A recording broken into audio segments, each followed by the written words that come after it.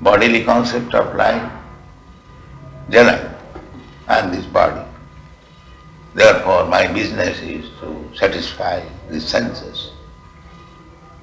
This is bodily concept of life.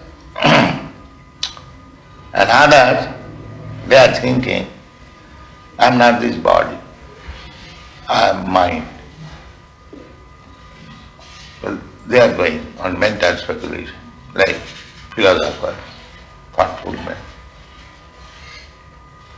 And above that, there is intelligent class of men practicing some yoga.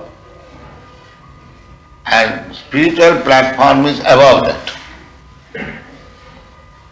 First bodily concept, gross, then mental, then intellectual, then spiritual.